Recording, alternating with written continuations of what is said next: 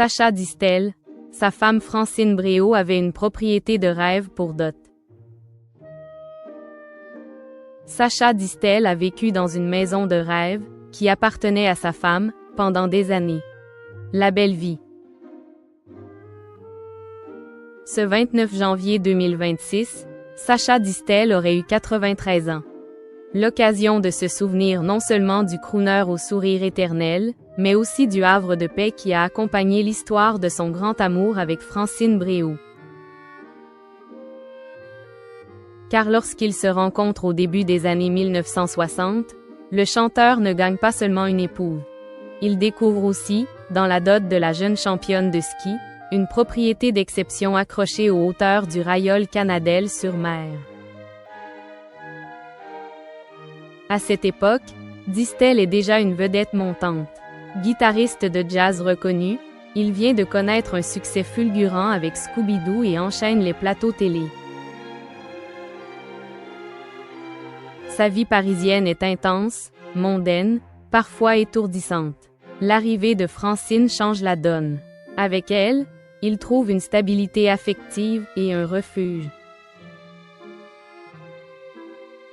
La Villa Thalassa, vaste demeure provençale aux murs clairs et aux colonnades élégantes, surplombe la Méditerranée. Dès qu'il la découvre, le chanteur a un coup de cœur immédiat. La maison appartient à la famille Bréau. Pour Sacha Distel, c'est une révélation. Un coin de paradis loin des studios, des tournées et des projecteurs. Il y passe tous ses étés, puis de plus en plus de temps dès que son agenda le permet. Le cadre est spectaculaire. Un jardin luxuriant, des pins, des terrasses ouvertes sur la mer et, en contrebas, une crique accessible après une longue descente d'escalier. On raconte qu'il aimait s'y rendre avec sa guitare, s'installer face à l'eau et laisser venir les mélodies. La Villa Thalassa n'est pas qu'un décor de cartes postales. Elle devient le cœur de la vie familiale du couple, marié en 1963. Laurent et Julien, leurs deux fils, y grandissent entre baignades, parties de tennis, un cours a été aménagé sur la propriété et tablé d'amis. Car Distel reçoit musiciens, proches, figures du spectacle. Au Rayol, l'ambiance est simple, presque villageoise.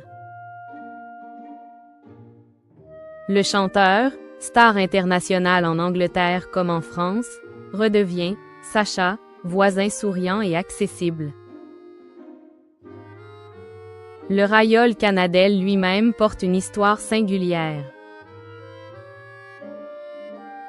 Station balnéaire développée au XXe siècle, marquée par le débarquement de Provence en août 1944, la commune a longtemps attiré artistes et personnalités en quête de discrétion. Dans ce paysage entre collines et Méditerranée, la Villa Thalassa s'intègre comme un balcon sur la mer, à l'écart du tumulte tropézien. Un luxe rare, celui du calme. Avec les années, la demeure devient aussi un lieu de repli face aux épreuves. Sacha Distel affronte plusieurs problèmes de santé. Cancer de la thyroïde, opération des cordes vocales, mélanome, puis cancer du côlon. C'est là, entouré des siens, qu'il passe ses derniers mois. Le 22 juillet 2004, il s'éteint à 71 ans dans cette maison qu'il aimait tant. Il y est inhumé dans la crypte familiale, faisant de Thalassa un lieu de mémoire autant qu'une résidence. Francine Bréau, devenue Francine Distel, restera la gardienne des lieux pendant 20 ans encore.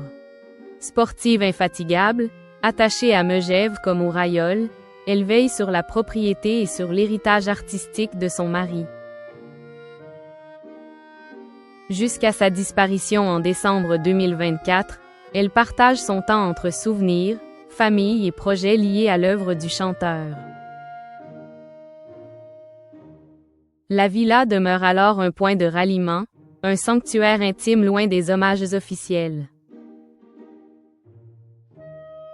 Aujourd'hui, Thalassa incarne une certaine idée de la dolce vita à la française.